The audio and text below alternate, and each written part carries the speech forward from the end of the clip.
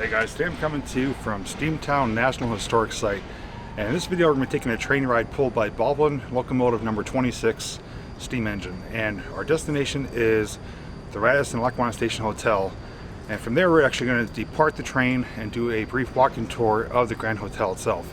As far as I know, this has never been offered before, and I'm really excited to share it with you guys, and of course you're invited too, so if you're ready, come along with me. Alright, so while we're waiting for our 10 o'clock departure, we're going to get some footage of Baldwin number 26 getting ready to hook up to the passenger cars. It's going to get ready to be loaded up with some coal, dump their ashes, and then connect up to the Central Railroad of New Jersey passenger cars right beside me here.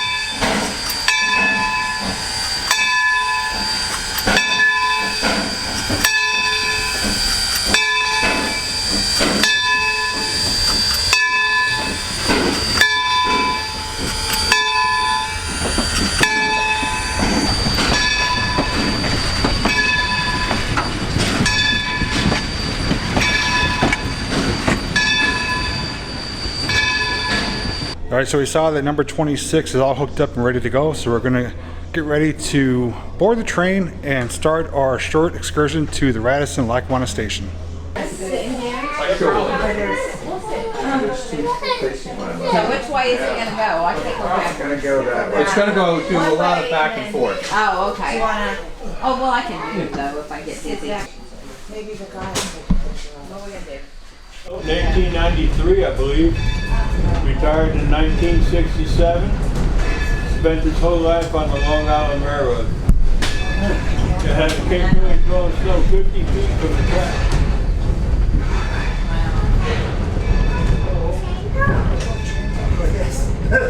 Yeah, the turbine is steam powered. It had to be pushed by an engine. It wasn't steam propelled. And there were chutes or troughs on either side of it. The hopper cars would have dumped their coal.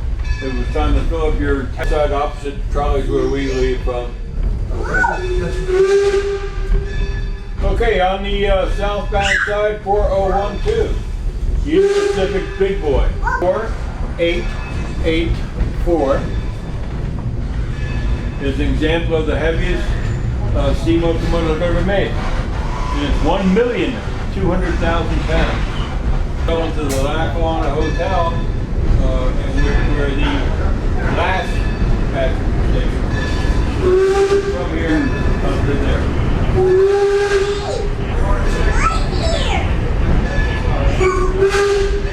They would take us from here down to Massachusetts to New York. Yeah.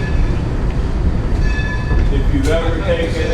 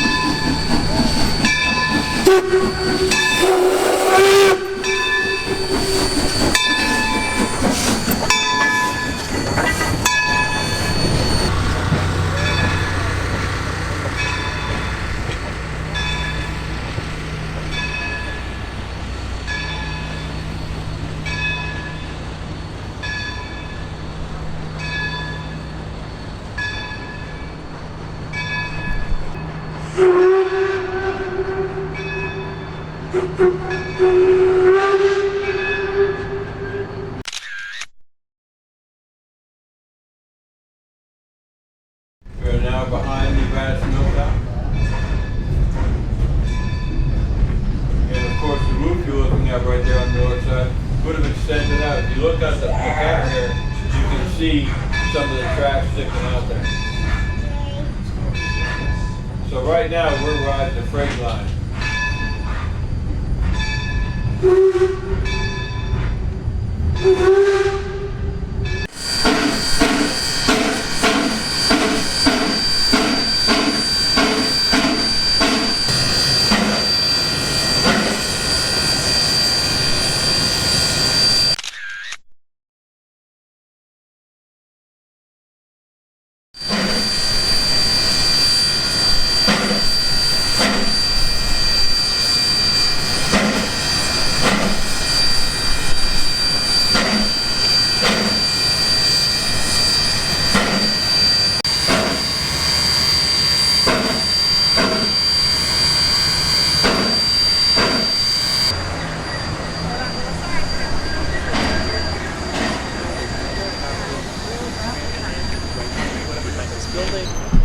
Okay, folks, does anybody in our group know what's important about today, what today is the anniversary of?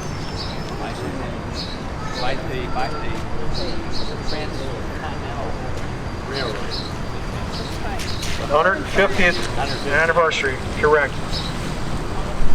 for the connecting the east and the west by rail to Central Pacific and the Union Pacific Railroads. May 10th, 1869. I know my partner Don's been telling some stories on the train. Now, what was Scranton famous for many years ago? Coal mining. What type of coal? Anthracite, certainly. But what else was going on too, along with anthracite coal mining? We didn't mention this unless Don said anything, I don't know. Iron and then steel, that's correct.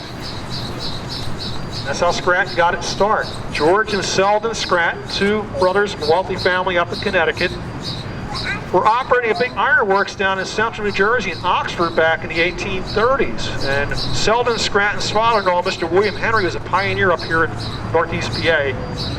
Convinced the brothers invest their funds, invest their money, come up this way and build an ironworks. And they did that behind the Radisson, just beyond the soccer field, or what's left of the old Scranton iron furnaces. They opened up 4 blast furnaces in 1842. Wasn't long after that, they started shipping anthracite coal.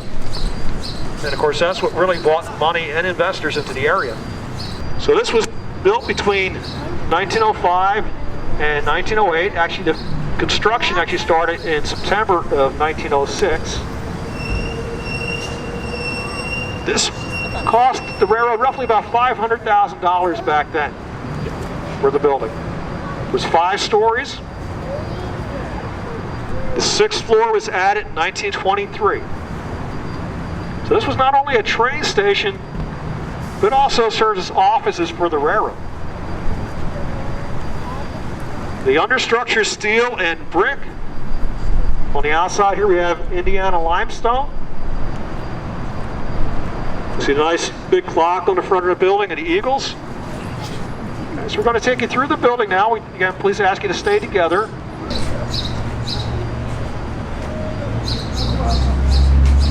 Building, again, was served not only as a passenger station, but it served other functions too, especially offices for the railroad. Here, this was, obviously you can see the wall. If you want to take a look inside, you may. Got a nice picture of the train platform in the back.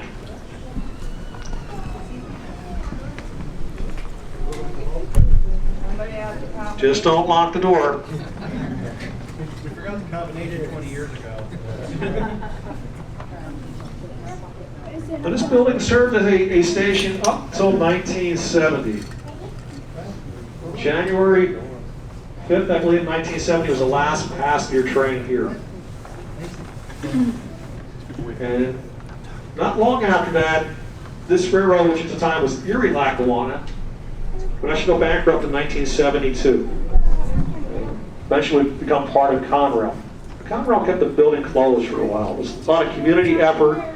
You know, politicians, private investors that helped save the building. The Chamber of Commerce, along with a group called Metro Action, we come up with their plans to reuse the building, and eventually, of course, it was decided to make it a hotel. In 1983, this opened up as a Hilton Hotel. Early 2000s, it was a Radisson. The rooms have been renovated a couple times, but they've got much of the original, especially the main lobby.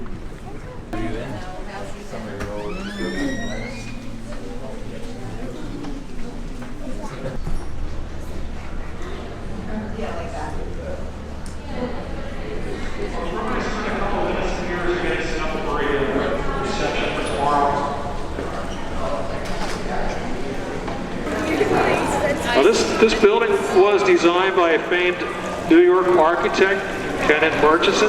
He helped design the station up in Buffalo and also in Hoboken and also Baltimore, Maryland as well.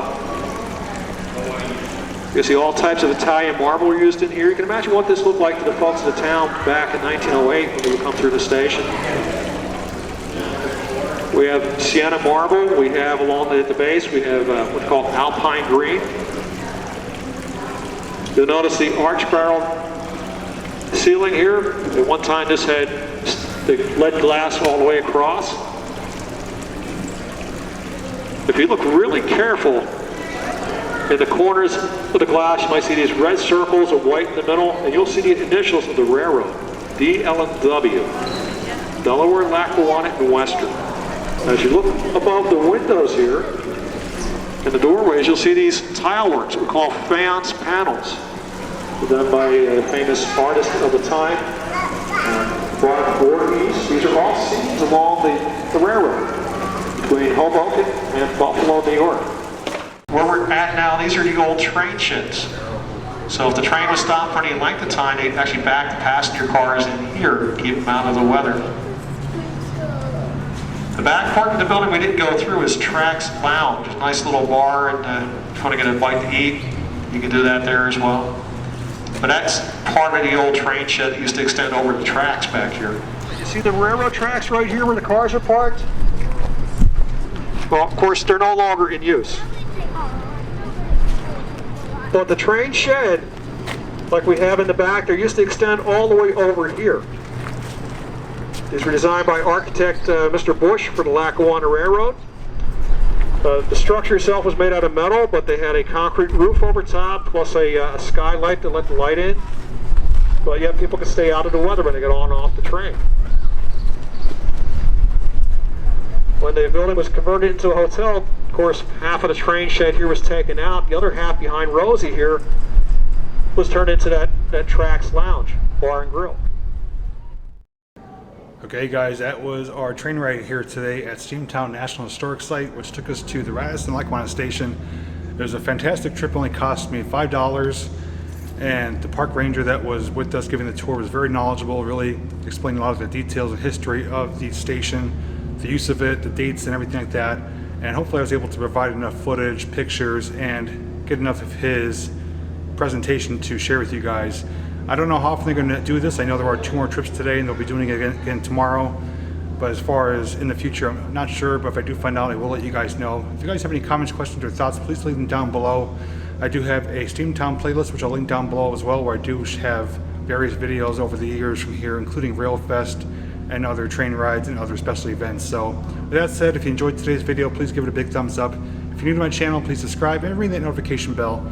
And until next time, thanks for watching, and I'll see you in the next video.